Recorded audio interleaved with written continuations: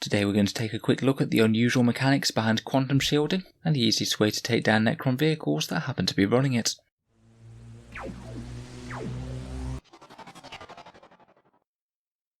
Hello and welcome back to Auspex Tactics, the strategy focused 40k channel, where we're all about getting the most out of our miniatures on the battlefield. With Necrons likely to be hitting the tables in a big way at the start of 9th edition, I thought it would be worth taking a quick look at one of the core mechanics behind a lot of their vehicles, as it's not the most intuitive as to what sort of weapons are going to be most effective against it. I feel that quantum shielding is quite likely to stay the same when the Necrons get their new codex. It's quite a fun little mechanic where they basically have a better chance of saving the higher damage shots. It's quite simple to do with a single dice roll, and it both offers decent extra protection without making it absolutely impossible to remove Necron vehicles, so I think they've managed to make an interesting mechanic where they've got the balance right. In this video we'll take a quick look at quantum shielding and what sort of Necron vehicles have it, and then talk about the best weapons to try and punch through it.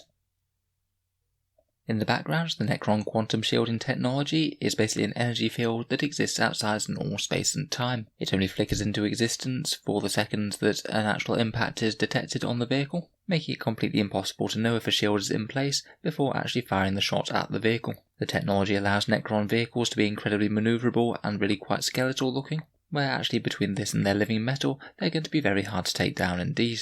In terms of the rule itself, basically after a Necron vehicle fails a save, both at range and in close combat, you roll a dice, and if the result is less than the damage of that attack, then that entire attack is ignored. This kind of flips the damage characteristic of weapons on their head against vehicles, as generally you want to be hitting them with the highest damage weapons possible to chew through them quickly, but now it means if you hit them with the highest damage weapons, then that damage is highly likely to be ignored. For example, if you shot them with a las cannon, you rolled a 4 on the damage result, then the Necron player would only have to roll a 3 or less to completely negate the result of that shot. It can be a little frustrating when you think that you got tons of damage through, and then the Necron player just makes it go away.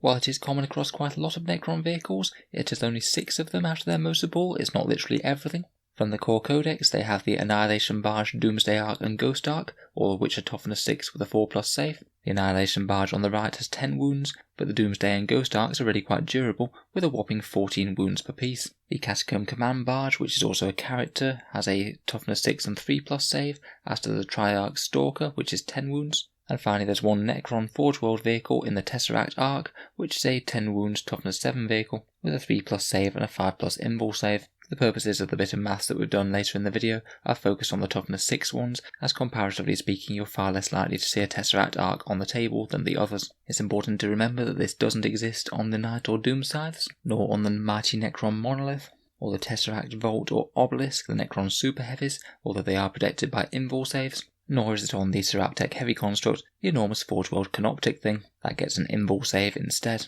So it is basically put on the light vehicles, as it would be a really big problem if you had super heavies protected by this, as often the only real efficient way to remove them damage-wise is with big high damage weapons.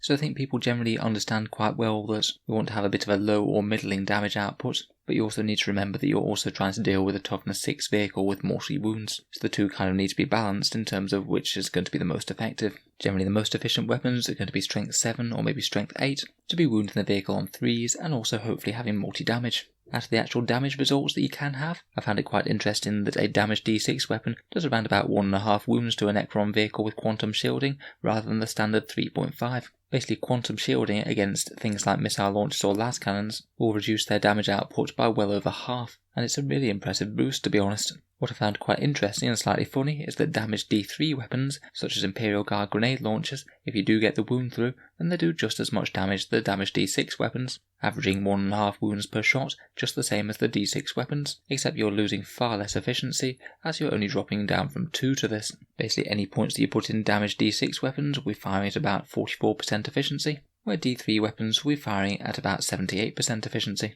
Damage 2 weapons are slightly more efficient than this even still. They'll average 1.66 wounds, so a slight upgrade compared with the D6 and D3 ones, although not enormously different, and flat damage 3 weapons are somewhere in the middle efficiency wise, and on average they'll be granting you 2 damage per failed save. Anything with a damage output greater than D6, say if you're shooting them with things with damage characteristic of 6, then on average they're going to do far less damage than even your average D6 weapon. So there's really not a lot of point in firing these enormous guns at these quantum shielded vehicles. They need to be prioritising pretty much anything else in the Necron army that doesn't have the rule.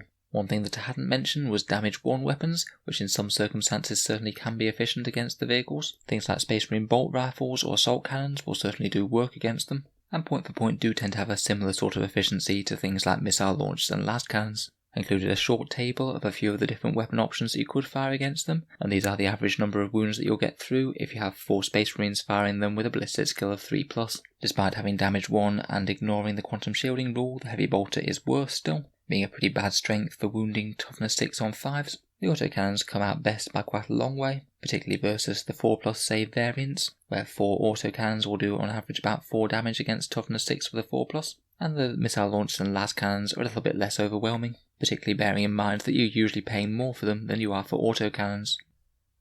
So in general, in terms of weapons in your army, the best things to be firing against quantum shielded Necron vehicles are anything with a strength of 6 to 8 and a damage characteristic of 1, 2 or D3. So if you did want to include some counters to the Necron quantum shielding with those, then they'd be the sort of things you want to go for. Or in an otherwise balanced list, if you do happen to be playing Necrons, those are the sort of guns that are typically going to be wanting to fire at the quantum shielding, where your heavier firepower hopefully goes for other Necron vehicles or heavy things, such as monoliths or doom scythes or something.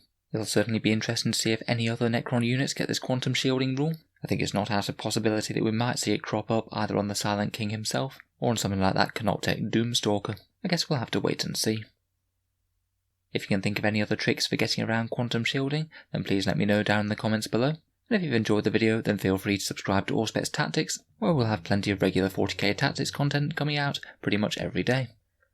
If you have been enjoying my videos lately, I'd just like to mention that I do have an Element Games affiliate link, which is down in the video description below. If you live in the UK and you were thinking about ordering in some model soldiers of one sort or another, then Element is an excellent discount retailer, giving you 10 to 20% off Warhammer products, and if you do buy anything after clicking the link, then a little bit goes to Auspex Tactics, as well as costing you no more when you make a purchase. I also have a similar Amazon link in the USA and Canada. If you give that one a click, then basically any Amazon purchases within the next 24 hours, a small amount goes to help support the channel, again not costing you any more at time of purchase. Amazon stock basically all of Games Workshop's range, as well as everything else that you could probably want to buy on the internet, so both of these can just be a way to help support the channel on purchases that you might have made already. In any case, a massive thank you for listening, and I'll hope to see you guys next time.